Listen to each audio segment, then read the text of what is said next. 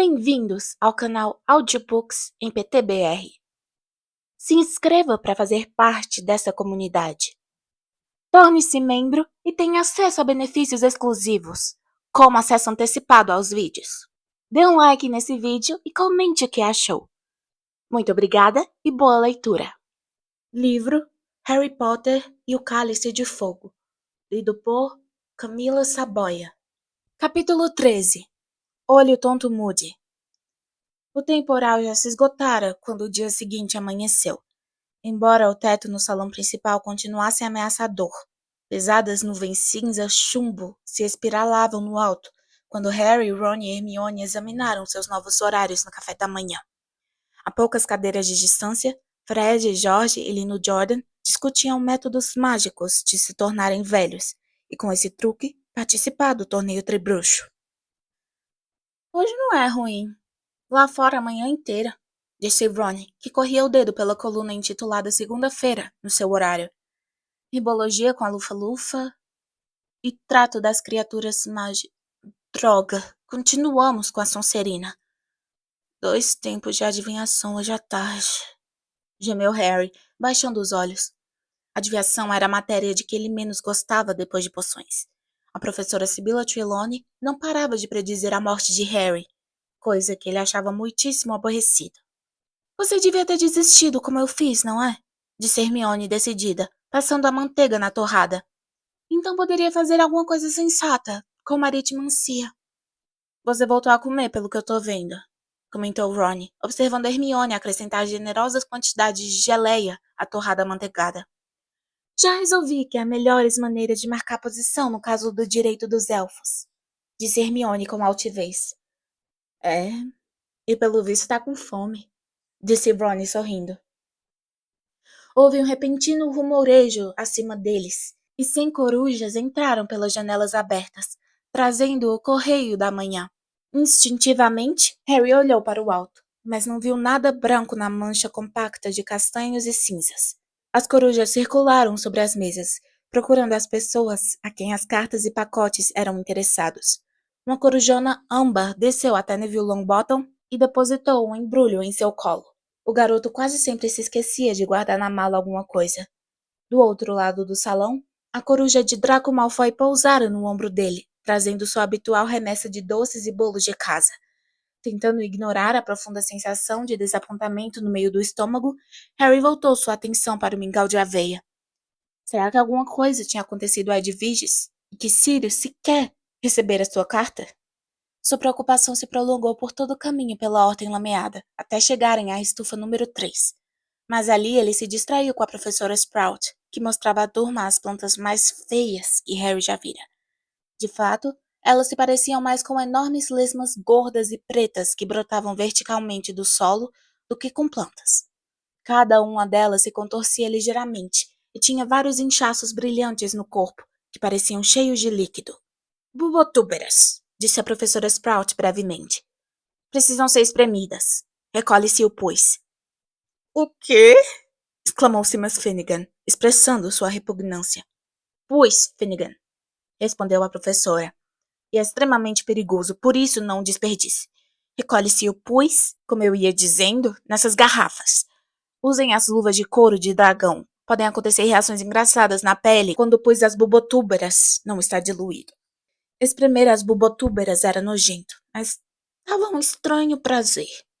À medida que estouravam cada tumor, saía dele uma grande quantidade de líquido verde amarelado que cheirava fortemente a gasolina.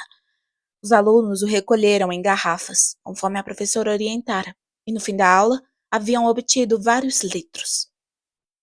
Isso vai deixar a Madame Pomfrey feliz, disse a professora Sprout, arrolhando a última garrafa.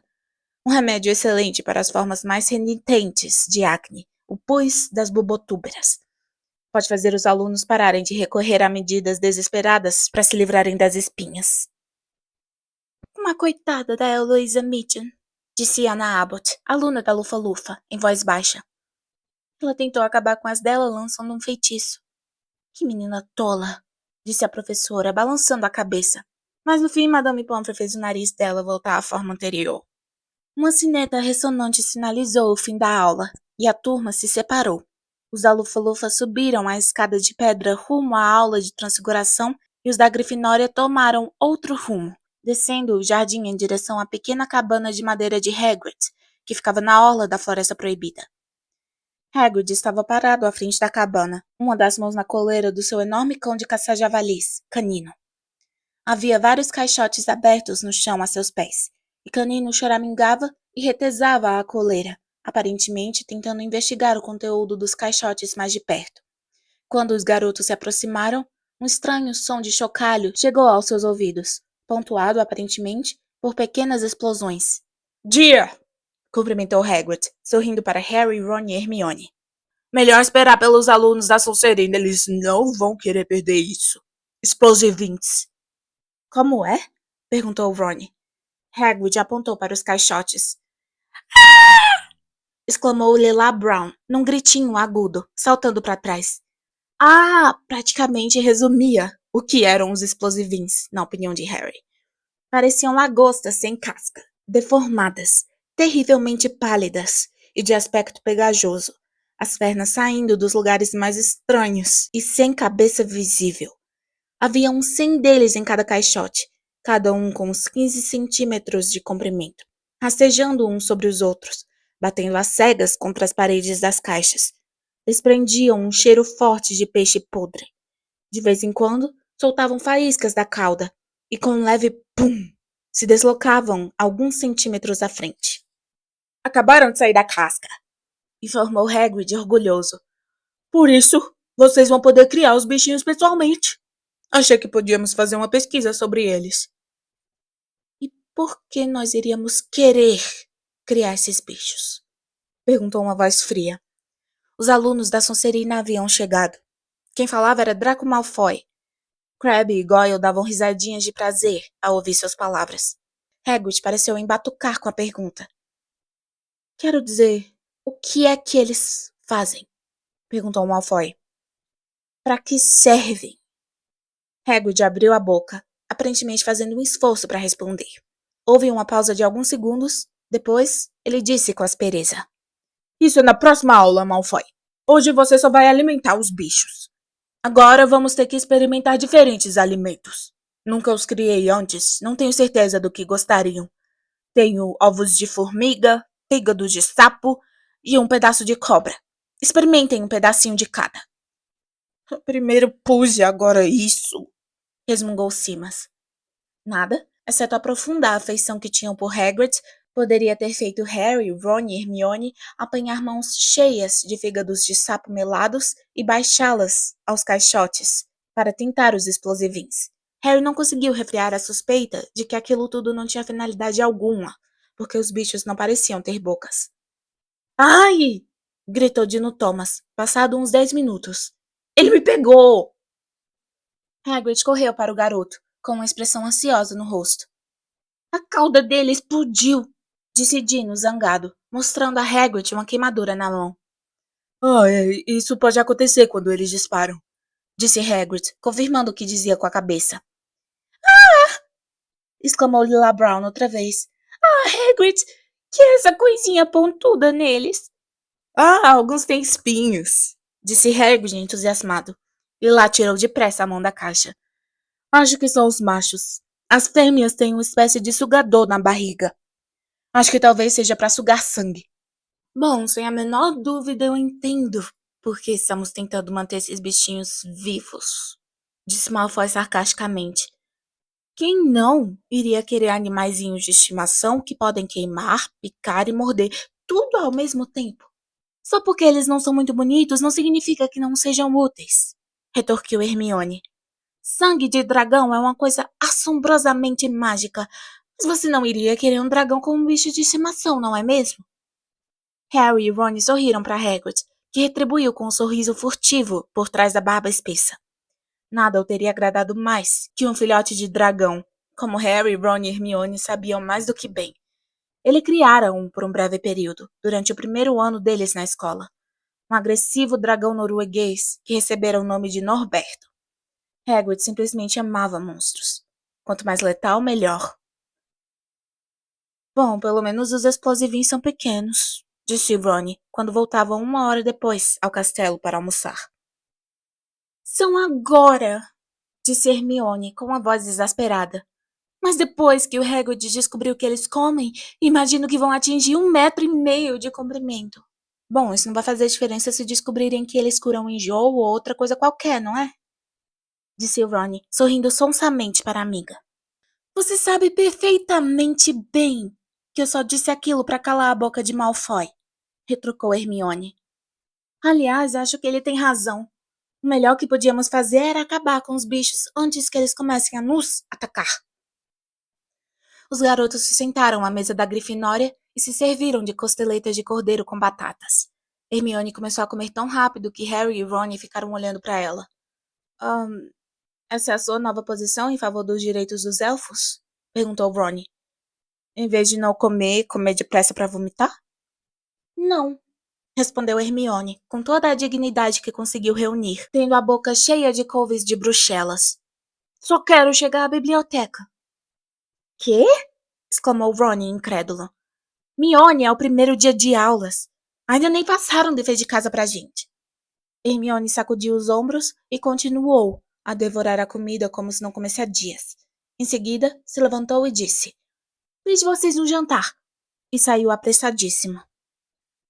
Quando a sineta tocou para anunciar o início das aulas à tarde, Harry e Ron se dirigiram à Torre Norte, onde no alto de uma estreita escada em caracol, uma escada de mão prateada levava a um alçapão no teto e a sala em que morava a professora Sibylla Trelawney. O já conhecido perfume doce que saía da lareira veio ao encontro das narinas dos garotos quando eles chegaram ao topo da escada. Como sempre, as cortinas estavam fechadas, e a sala circular, banhada por uma fraca luz avermelhada projetada por várias lâmpadas cobertas por lenços e xales. Harry e Ron caminharam entre as cadeiras e puffs forrados de chintz, já ocupados, e se sentaram à mesma mesinha redonda. Bom dia, disse a etérea voz da professora às costas de Harry, causando-lhe um sobressalto. Uma mulher magra com enormes óculos que faziam seus olhos parecerem demasiado grandes para o rosto, a professora mirava Harry com a expressão trágica que fazia sempre que o via. Os numerosos colares e pulseiras habituais faiscavam em seu corpo as chamas da lareira. Você está preocupado, meu querido? Disse ela tristemente a Harry. Minha visão interior transpõe seu rosto corajoso e chega dentro de sua alma perturbada. E lamento dizer que suas preocupações têm fundamento. Vejo tempos difíceis em seu futuro. Ai de você. Dificílimos. Receio que a coisa que você teme realmente venha a acontecer. Talvez mais cedo do que pensa. Sua voz foi baixando até virar quase um sussurro. Ron revirou os olhos para Harry, que lhe retribuiu com um olhar impassível.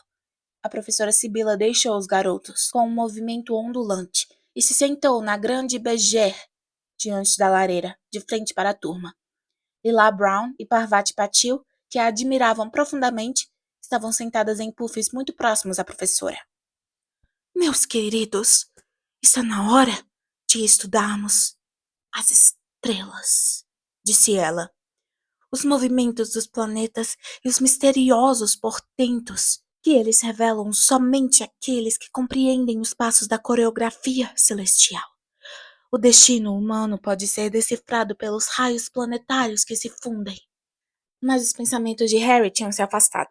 As chamas perfumadas sempre o deixavam sonolento e embotado, e os discursos desconexos da professora sobre adivinhação nunca conseguiam mantê-lo exatamente fascinado, embora não pudesse deixar de refletir sobre o que ela acabara de dizer. Receio que a coisa que você teme realmente venha a acontecer. Mas Hermione tinha razão, pensou Harry irritado. Sibylla era realmente uma velha charlatã. Ele não estava com medo de absolutamente nada naquele momento. Bom, a não ser talvez o medo de que Sirius tivesse sido apanhado. Mas o que sabia a professora? Harry já chegara à conclusão havia muito tempo de que a adivinhação dela não passava de palpites ocasionalmente certos e um jeito misterioso de apresentá-los. Exceto, naturalmente, aquela vez no fim do último trimestre, quando predisseram o retorno de Voldemort ao poder. E o próprio Dumbledore era de opinião que o transe de Sibila fora genuíno, quando Harry lhe contara. Harry! Murmurou Ron. Que? Harry olhou para os lados. A turma inteira o observava. Ele se sentou direito. Estivera quase cochilando, perdido em meio ao calor e aos seus pensamentos. Eu estava dizendo, meu querido, que você sem dúvida nasceu sob a influência nefasta de Saturno, disse a professora Sibila, com um leve quê de mágoa na voz, pelo fato de que o garoto obviamente não estivera pendurando em suas palavras. Nasci sob o quê? Perdão? Disse Harry. Saturno, querido, o planeta Saturno, disse a professora, parecendo irritada que ele não estivesse prestando atenção à informação. Eu estava dizendo que Saturno com certeza estava numa posição dominante no céu na hora em que você nasceu. Seus cabelos escuros, sua baixa estatura, suas perdas trágicas na infância. Acho que estou certa ao afirmar, meu querido, que você nasceu em pleno inverno. Não, respondeu Harry. Nasci no verão. Ron se apressou em transformar uma risada em um forte acesso de tosse. Meia hora depois, cada um dos alunos recebeu um mapa circular e tentou desenhar a posição dos planetas na hora do seu nascimento. Era um trabalho enjoado, que exigia muitas consultas a tabelas horárias e cálculos de ângulos. Eu tenho 2 Netunos aqui, disse Harry depois de um tempo, olhando insatisfeito o seu pergaminho. Isso não pode estar certo, pode? Ah! Exclamou Ron, imitando o sussurro místico da professora. Quando 2 Netunos aparecem no céu, é um sinal seguro de que um anão de óculos está nascendo, Harry. Simas e Dino, que estavam sentados próximos, riram alto, embora não tão alto a ponto de abafar os gritinhos excitados de Lila Brown. Ah, professora Sibila, olhe! Acho que tem um planeta oculto. Ah, qual é esse, professora? É Urano, minha querida, disse a professora, examinando o mapa. Posso dar uma olhada no seu Urano também, Lila? Perguntou Ron. Por infelicidade, a professora o ouviu, e talvez tenha sido por isso que, no fim da aula, passou para a turma tanto dever de casa. Quero uma análise detalhada do modo em que os movimentos dos planetas vão afetá-los no próximo mês, tendo em vista o seu mapa pessoal, disse ela secamente, parecendo mais a professora Minerva do que a fada etérea de sempre. Para entrega na próxima segunda-feira e não aceito desculpas. Diabo de morcega velha! Exclamou Ron com amargura, quando eles se reuniram aos demais alunos que desciam as escadas para jantar no salão principal. Isso vai tomar todo o fim de semana, vai. Muito dever de casa? Indagou Hermione animada, alcançando-os. A professora Vector não passou nada para nós. Palmas para a professora Vector, retrucou Ron, mal-humorado. Os 3 chegaram ao saguão de entrada que estava lotado de gente fazendo fila para o jantar. Tinham acabado de entrar no fim da fila, quando uma voz alta soou às costas dele. Weasley! Ei, Weasley! Harry, Ron e Hermione se viraram. Malfoy, Crabbe e Goyle estavam parados ali, cada qual parecendo mais satisfeito. Que é? Perguntou Ron rispidamente. Seu pai tá no jornal, Weasley, disse Malfoy, brandindo um exemplar do Profeta Diário, e isso bem alto, para que todas as pessoas aglomeradas no saguão pudessem ouvir. Escuta só isso. Novos erros no Ministério da Magia. Pelo visto, os problemas no Ministério da Magia ainda não chegaram ao fim, informa nossa correspondente especial Rita Skeeter. Recentemente censurado por sua incapacidade de controlar multidões durante a Copa Mundial de Quadribol e ainda devendo à opinião pública uma explicação para o desaparecimento de uma de suas bruxas, ontem o Ministério enfrentou novo constrangimento com as extravagâncias de Arnold Weasley, da seção de controle do mau uso dos artefatos dos trouxas. Malfoy ergueu os olhos. Imagina, nem escreveram direito o nome dele, Weasley. É quase como se ele não existisse, não é? Todos no saguão agora prestavam atenção. Malfoy esticou o jornal com um gesto largo e continuou a ler. Arnold Weasley, acusado de possuir um carro voador há 2 anos, envolveu-se ontem numa briga com guardiões trouxas da lei, policiais, por causa de latas de lixo extremamente agressivas. O Sr. Weasley parece ter ido socorrer Olho Tonto Moody, um ex-auror idoso, que se aposentou do ministério ao se tornar incapaz de distinguir um aperto de mão de uma tentativa de homicídio. Ao chegar à casa do ex-auror, fortemente guardada, o funcionário verificou sem surpresa que, mais uma vez, o Sr. Moody dera um alarme falso. Em consequência, o Sr. Weasley foi obrigado a alterar muitas memórias para poder escapar dos policiais, mas se recusou a responder às perguntas do profeta diário sobre as razões que o levaram a envolver o ministério nesse episódio pouco digno e potencialmente embaraçoso. E tem uma foto, Weasley, acrescentou Malfoy, virando o jornal e mostrando-a. Uma foto de seus pais à porta da casa. Se é que pode chamar isso de casa. Sua mãe bem que podia perder uns quilinhos, não acha? Ron tremia de fúria. Todos o encaravam. Se manda, Malfoy, disse Harry. Vamos, Ron. Ah, é mesmo? Você esteve visitando a família no verão, não foi, Potter? Caçoou Malfoy. Então me conta, a mãe dele parece uma barrica ou é feito da foto? Você já olhou para sua mãe, Malfoy? Respondeu Harry. Ele e Hermione seguravam Ron pelas costas das vestes para impedi-lo de partir para cima do outro. Aquela expressão na cara dela de quem tem bosta debaixo do nariz? Ela sempre teve aquela cara ou foi só porque você estava perto dela? O rosto pálido de Malfoy corou levemente. Não se atreva a ofender a minha mãe, Potter. Então vê se cala esse bocão, disse Harry, dando as costas ao colega. Bang! Várias pessoas gritaram. Harry sentiu uma coisa branca e quente arranhar ao lado do rosto. Mergulhou a mão nas vestes para apanhar a varinha. Mas antes que chegasse sequer a tocá-la, ouviu um segundo estampido e um berro que ecoou pelo saguão de entrada. Ah, não vai não, garoto! Harry se virou. O professor Moody descia mancando a escadaria de mármore. Tinha a varinha na mão e apontava diretamente para uma doninha muito alva, que tremia feito piso de lajotas, exatamente no lugar em que Malfoy estivera. Fez-se um silêncio aterrorizado no saguão. Ninguém, exceto Moody, mexia um só músculo. Ele se virou para olhar Harry. Pelo menos o olho normal estava olhando para Harry. O outro estava apontado para dentro da cabeça. Ele o mordeu? Rosnou o professor. Sua voz era baixa e áspera. Não, respondeu Harry. Por pouco. Deixe-o! Berrou Moody. Deixe... O quê? Perguntou Harry, espantado. Não você! Ele! Vociferou Moody, apontando o polegar por cima do ombro para Crabbe, que acabara de congelar em meio a um gesto para recolher a doninha branca. Parecia que o olho giratório de Moody era mágico e enxergava através da nuca do professor. Moody começou a mancar em direção a Crabbe, Goyle e a doninha, que soltou um guincho aterrorizado e fugiu em direção às masmorras. Acho que não! Rugiu Moody, tornando a apontar a varinha para a doninha.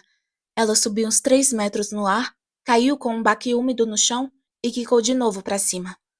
Não gosto de gente que ataca um adversário pelas costas! Rosnou Moody, enquanto a doninha quicava cada vez mais alto, guinchando de dor. Um ato nojento, covarde, Alice! A doninha voava pelo ar, as pernas e a cauda sacudiam descontroladas. Nunca mais torne a fazer isso! Continuou o professor, destacando cada palavra para a doninha, que batia no piso de pedra e tornava a subir. Professor Moody!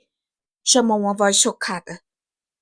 A professora Minerva vinha descendo a escadaria com os braços carregados de livros.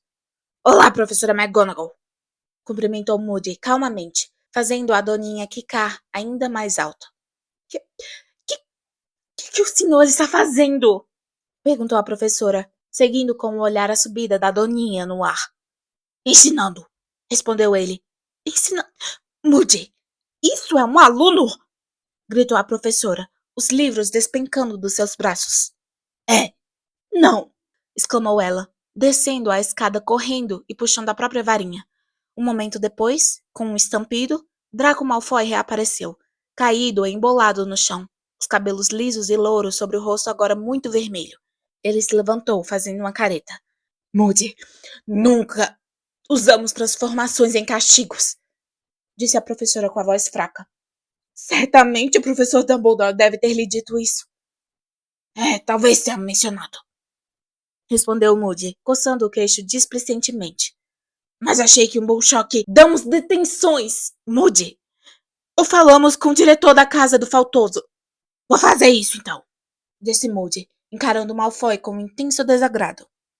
O garoto, cujos olhos claros ainda lacrimejavam de dor e humilhação, ergueu o rosto maldosamente para Moody e murmurou alguma coisa que se distinguiam as palavras meu pai. Ah, é?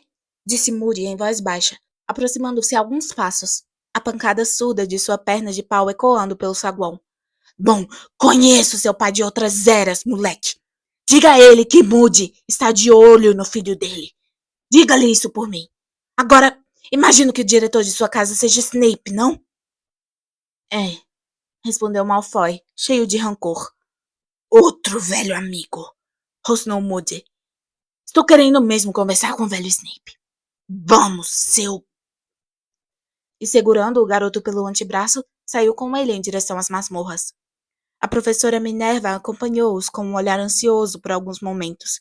Depois, apontou a varinha para os livros caídos, fazendo-os subir no ar e voltar aos seus braços.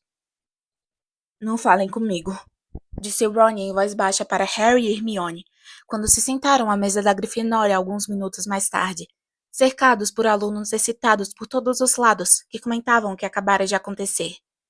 Por que não? Perguntou Hermione, surpresa. Porque quero gravar isso na memória para sempre, disse Ron, com os olhos fechados e uma expressão de enlevo no rosto. Draco Malfoy, a fantástica doninha que cante. Harry e Hermione riram, e a garota começou a servir bife de caçarola no prato dos dois. Ele poderia ter realmente machucado Malfoy, comentou ela. Foi bom a professora Minerva ter feito ele parar. Hermione! Exclamou Ron furioso, os olhos se abrindo repentinamente. Você está estragando o melhor momento da minha vida! Hermione soltou uma exclamação de impaciência e começou a comer outra vez em alta velocidade. Não me diga que vai voltar à biblioteca hoje à noite, perguntou Harry, observando-a. Preciso, respondeu Hermione indistintamente. Muito o que fazer. Mas você nos disse que a professora Vector não é dever da escola. Em 5 minutos, ela limpara o prato e foi embora. Nem bem a garota tinha saído e sua cadeira foi ocupada por Fred Weasley.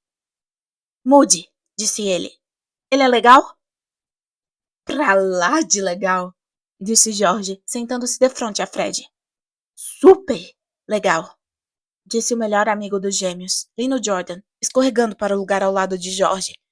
Tivemos ele hoje à tarde, disse Lino a Harry e Ron. Como foi a aula? Perguntou Harry ansioso.